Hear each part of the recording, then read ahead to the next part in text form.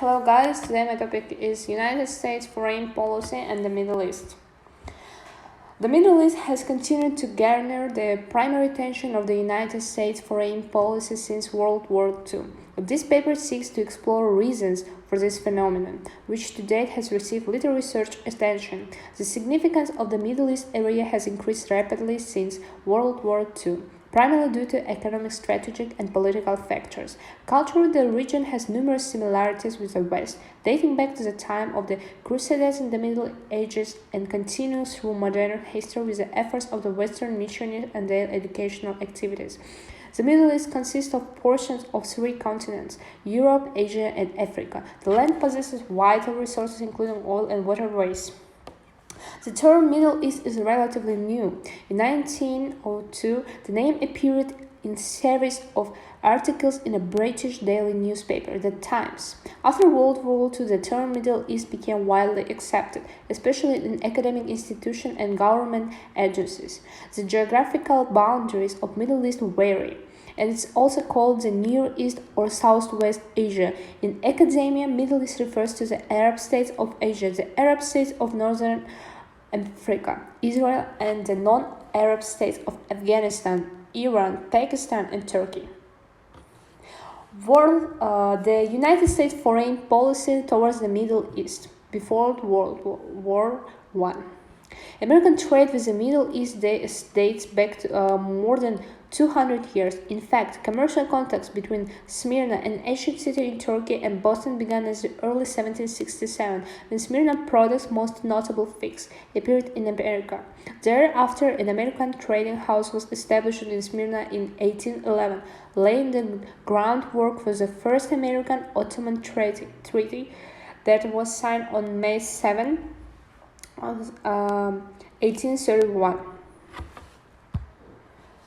The United States foreign policy towards the Middle East after World War I. During the World War II, the American political thoughts, ideas, and principles were appealing to the Middle East. In addition, President Woodrow Wilson's concept of self-determination of nations was essential and supportive to the rights of people to decide to have their own political destiny.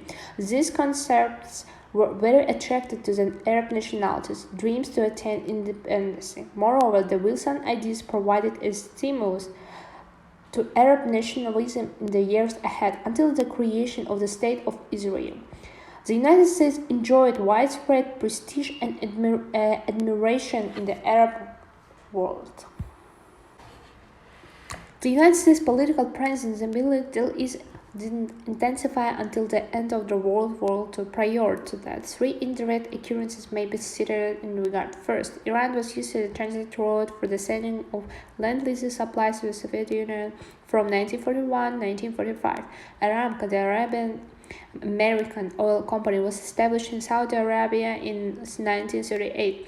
And third, America influenced the Arab nationalist movement in the early 1920s through its domestic ideals. Since that time, influenced by shift in power interest in oil and the Palestine question, on the United States has consistently focused their attention on the Middle East. And the United States foreign policy interest in the Middle East, beginning with the end of the World War II and then continuing in response of variety of economic and safety concerns, the United States interest in the Middle East grew exponentially, and this involvement continues today. American interests in the region include securing strategic access to oil in the Gulf region, supporting and protecting Israel's sovereignty, maintaining the United States military bases, especially those in the Gulf states, defending client states and friendly regimes, and resisting Islamic movements and terrorist groups such as Hamas, Al-Qaeda, Islamic State of Iraq and Syria,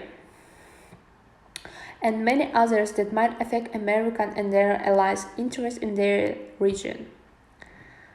And as a conclusion, in the Middle East region before and after World War and after World War II aids in the understanding of how United States presence has developed in the region and what motives were behind its presence. The current research also highlights the United States' primary interest in the Middle East, including securing strategic access to oil in the Gulf region, supporting and protecting Israel's sovereignty, maintaining the United States military bases, defending client states and friendly regimes, and resisting Islamic movements and terrorist groups. On the basis of this literature review, the integration of research shows that the United States foreign policy has continued the area critical to its national security interest to available oil, its motivation to protect Israel, to support security by maintaining military bases, to hold the role as protectorate of client states and friendly regimes, and to resist Islamic movements and terrorist groups. These 5 factors are the primary motivators that have propelled American decision makers to control the area and continue to remain important to America today.